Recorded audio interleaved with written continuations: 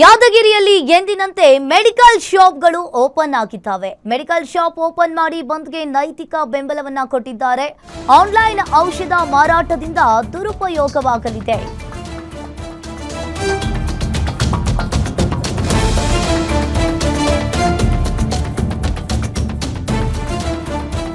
ಇನ್ನು online shop ಮೆಡಿಕಲ್ನಿಂದ ಮಾರಾಟದಿಂದ ದುರುಪಯೋಗವಾಗಲಿದೆ. ಮಧ್ಯಾಹ್ನ ಡಿಸಿ ಕಚೇರಿಗೆ ತೆರಳಿ ಹೋರಾಟವನ್ನ ಮಾಡಲಾಗುತ್ತದೆ.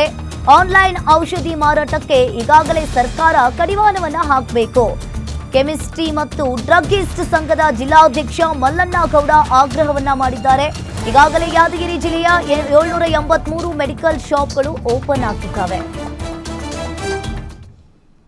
ಆನ್ಲೈನ್ ಔಷಧ ಮಾರಾಟ ವಿರೋಧಿಸಿ ಇಡೀ ದೇಶಾದ್ಯಂತ ಮೆಡಿಕಲ್ ಶಾಪ್ಗಳಿಗೂ ಬಂದ್ಗೆ ಈಗ ಮೆಡಿಕಲ್ ಶಾಪ್ ಓನರ್ಸ್ ಅವರು ಕೂಡ ಸಂಘದಿಂದ ಬಂದ್ಗೆ ಕರೆ ಕೊಟ್ಟಿದ್ದಾರೆ. ಅದೇ ರೀತಿಯಾಗಿ ರಾಜ್ಯದ ಹಲವು ಜಿಲ್ಲೆಯಲ್ಲಿ ಮೆಡಿಕಲ್ ಶಾಪ್ಗಳು ಕೂಡ ಬಂದ್ ಆಗಿದ್ದಾವೆ. ಆದ್ರೆ ಯಾದಗಿರಿಯಲ್ಲಿ ಎಂದಿನಂತೆ ಔಷಧಿ ವ್ಯಾಪಾರ ಕೂಡ ನಡೀತಾ ಇದೆ. ಮೆಡಿಕಲ್ ಶಾಪ್ಗಳು ಬೆಳಂಬೆಳಗ್ಗೆ ಓಪನ್ ಆಗಿ ಎಂದಿನಂತೆ ವ್ಯಾಪಾರ ವಹಿವಾಟು ಮಾಡ್ತಾ ಇದ್ದಾರೆ. ಪ್ರಮುಖವಾಗಿ ಯಾದಗಿರಿ ಜಿಲ್ಲೆಯಲ್ಲಿ ಸುಮಾರು ಯಾದಗಿರಿ ಸುರ್ಪುರ್ ಸೇರಿದಂತೆ ಇಡೀ ಜಿಲ್ಲೆಯಾದ್ಯಂತ 783 ಮೆಡಿಕಲ್ ಶಾಪ್ಗಳಿದ್ದು ಬೆಳಿಗ್ಗೆಯಿಂದಲೇ ಎಂದಿನಂತೆ ಏನಂತಂದ್ರೆ ಸಾರ್ವಜನಿಕರಿಗೆ ಅದೇ ರೀತಿಯಾಗಿ ರೋಗಿಗಳಿಗೆ ಯಾವುದೇ ಸಮಸ್ಯೆ ಆಗದಂತೆ ಮೆಡಿಕಲ್ ಶಾಪ್ ಸಂಘದವರು ಔಷಧಿ ಮಾರಾಟ ಸಂಘದವರು ಬಂದ್ಗೆ ಏನಂತಂದ್ರೆ ಈಗ ಹೋರಾಟಕ್ಕೆ ಏನು ಆನ್ಲೈನ್ ಔಷಧಿ ಮಾರಾಟ ಹೋರಾಟಕ್ಕೆ ನೈತಿಕ ಬೆಂಬಲವಾಗಿ ಔಷಧ ಅಂಗಡಿಗಳನ್ನು ಸಾರ್ವಜನಿಕರಿಗೆ ತೊಂದರೆ ಆಗದಂತೆ ಓಪನ್ ಮಾಡಿ ಹೋರಾಟಕ್ಕೆ ಕೂಡ ನೈತಿಕ ಬೆಂಬಲ ಕೊಟ್ಟಿದ್ದಾರೆ.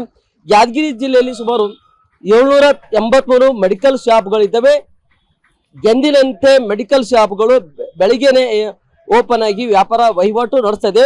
ಇದು ಸಾರ್ವಜನಿಕ ಹಿತಾಸಕ್ತಿ ಅನುಗುಣವಾಗಿ ಯಾವುದೇ ತೊಂದರೆ ಆಗದಂತೆ ಮೆಡಿಕಲ್ ಶಾಪ್ಗಳನ್ನು ಓಪನ್ ಮಾಡಿ ವ್ಯಾಪಾರ ವಹಿವಾಟು ಮಾಡ್ತಾ ಇದ್ದಾರೆ.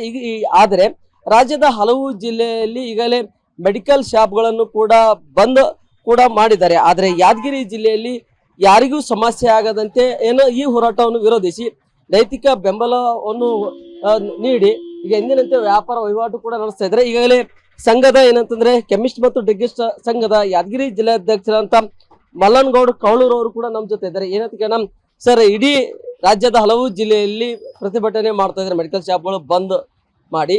ತಾವು ಯಾವ ರೀತಿ ಎಂದಿನಂತೆ ವ್ಯಾಪಾರ ಅಂಗಡಿ ಅಂದ್ರೆ ಮೆಡಿಕಲ್ ಶಾಪ್ ಓಪನ್ ಮಾಡಿ ವ್ಯಾಪಾರ ವಹಿವಾಟು ನಡೆಸ್ತಾ ಇದ್ರಿ, ಅಂದ್ರೆ ಯಾಕೆ ಬಂದ್ ಮಾಡಿಲ್ಲ? ಆಮೇಲೆ ಯಾದಗಿರಿ ಜಿಲ್ಲೆಯಲ್ಲಿ ಎಷ್ಟು ಮೆಡಿಕಲ್ ಶಾಪ್ ಅದಾವ ಸರ್? ಯಾದಗಿರಿನಲ್ಲಿ ಸರಿಸುಮಾರು 783 ಔಟ್ಲೆಟ್ ಇದೆ ಸರ್ ಯಾದಗಿರಿ ಜಿಲ್ಲೆನಲ್ಲಿ.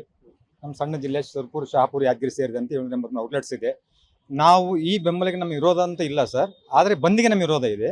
ನಾವು ನೈತಿಕವಾಗಿ ಬೆಂಬಲ ಕೊಡ್ತಾ ಇದ್ದೀವಿ. ಕಪ್ಪು ಬಟ್ಟೆ ಧರಿಸಿಕೊಂಡು ನಮ್ಮ ಕೆಮಿಸ್ಟು ವ್ಯಾಪಾರಸ್ಥ ಉದ್ಯೋಗ ಮಾಡ್ತಾ ಇದ್ದಾರೆ. ಇಲ್ಲಿ ನಮ್ಮ ಸ್ವಹಿತಾಸಕ್ತಿಗಿಂತಲೂ ಸಾರ್ವಜನಿಕ ಹಿತಾಸಕ್ತಿ ನಮಗೆ ಬಹಳ ಮುಖ್ಯ ಇದೆ ಸರ್. ರೋಗಿಗಳಿಗೆ ತೊಂದರೆ ಆಗೋದು ಬೇಡ, ಸಾರ್ವಜನಿಕ ತೊಂದರೆ ಆಗೋದು ಬೇಡ ಅನ್ನೋ ಉದ್ದೇಶ, ಕಾಳಜಿ ಒಂದು ಬಿಟ್ಟರೆ ಬೇರೆ ಉದ್ದೇಶ ಏನಿಲ್ಲ. ನಾವು ನೈತಿಕ ಬೆಂಬಲ ನಾವು ಕೊಡ್ತಾ ಇದ್ದೀವಿ ಸರ್. ಆನ್ಲೈನ್ ಮಾರಾಟಕ್ಕೆ ಬ್ರೇಕ್ ಹಾಕ್ಬೇಕಂತ ಮೊದಲು ನಾವು ಪ್ರತಿಭಟನೆ ಮಾಡೋಣ, ಅವ್ರಿಗೆ ಮೆಮೊರಂಡಮ್ ಕೊಡೋಣ, ಅಥವಾ ಒಂದಿಷ್ಟು ದಿನ ಅವರಿಗೆ ಗಡುವುಗಳನ್ನು ಕೊಡೋಣ, ಕೊನೆಗೆ ನಾವು ಬಂದ್ ಮಾಡೋಣ ಅನ್ನೋ ಒಂದು ಇದು ನಮ್ದಾಗಿತ್ತು ಸರ್. ಅಂದ್ರೆ ಆನ್ಲೈನ್ ಮಾರಾಟಕ್ಕೆ ಇದನ್ನ ರದ್ದು ಆಗ್ಬೇಕಂತ ಹೇಳ್ತೀರಾ? ಸರ್ಕಾರ 100% ಆನ್ಲೈನ್ ವ್ಯಾಪಾರ ಬಂದ್ ಆಗಬೇಕು ಸರ್. ಈಗ ಇದಕ್ಕೆ ನಮ್ಮ ಔಷಧ ಮತ್ತು ಕಾಂತಿವರ್ಧಕ ನಿಯಮದ ಪ್ರಕಾರ ಒಂದು ಪ್ರಿಮೈಸ್ ಲೈಸೆನ್ಸ್ ಕೊಡ್ತಾರೆ ಸರ್. ನಾವು ಲೈಸೆನ್ಸ್ ಕೊಟ್ಟ ಜಾಗದಲ್ಲಿ ನಾವು ನಮ್ಮ ವ್ಯಾಪಾರನ ಮಾಡಬೇಕು. ಇಲ್ಲಿ ಲೈಸೆನ್ಸ್ ಇರ್ತಾರೆ, ಫಾರ್ಮಸಿಸ್ಟ್ ಇರ್ತಾರೆ. ನೀವು ರೋಗಿನೋ ಅಥವಾ ರೋಗಿ ಸಂಬಂಧಪಟ್ಟರು ಬರ್ತೀರಾ, ನೀವು ನಮ್ಮ ಜೊತೆ ಕನ್ಸರ್ನ್ ಮಾಡ್ತೀರಾ, ನಾವು ನಿಮ್ನೆಲ್ಲ ಹೇಳಿಬಿಟ್ಟು ನಾವು ನಿಮಗೆ ಔಷಧನ ಕೊಡ್ತೀವಿ. ಆನ್ಲೈನ್ನಲ್ಲಿ ಈ ರೀತಿ ಆಗಲ್ಲ ಸರ್. ಎಲ್ಲೋ ಕೂತಿರ್ತಾರೆ, ಎಲ್ಲೋ ನೀವು ಆರ್ಡರ್ ಮಾಡ್ತೀರಾ, ಯಾರೋ ಬಂದು ನಿಮಗೆ ಪ್ರಾಡಕ್ಟ್ ಕೊಡ್ತಾರೆ. ಅವ್ನು ಎಜುಕೇಟೆಡೋ ಅನ್ಎಜುಕೇಟೆಡೋ ಯಾವ ರೀತಿ ಕೊಡ್ತಾನೆ ಗೊತ್ತಿಲ್ಲ. ಇದು ನಮ್ಮ ಸ್ವಹಿತಾಸಕ್ತಿಗಿಂತ ನಿಮ್ಮ ಸಾರ್ವಜನಿಕ ಹಿತಾಸಕ್ತಿ ಬಹಳ ಮುಖ್ಯ ಸರ್. ಜನರಿಗೆ ತೊಂದರೆ ಆಗ್ತಾ ಇದೆ ಸರ್ ಇದರಿಂದ. ಇದು ದಯವಿಟ್ಟು ಬಂದ್ ಆಗ್ಬೇಕು. ಮಾರಾಟಕ್ಕೆ ಸರ್ಕಾರ ಕಡಿವಾಣ ಹಾಕ್ಬೇಕಂತ 100% ಕಡಿವಾಣ ಆಗ್ಬೇಕು ಸರ್. ಇದರಲ್ಲಿ ಮಿಸ್ಟೇಕ್ಲೇಸ್ ಆಗ್ತಾ ಇದೆ ಸರ್, ಮತ್ತು ಪ್ರಾಪರ್ ಆಗಿ ನಿಮಗೆ ಮೆಡಿಸಿನ್ ಮುಟ್ತಾ ಇಲ್ಲ ಸರ್.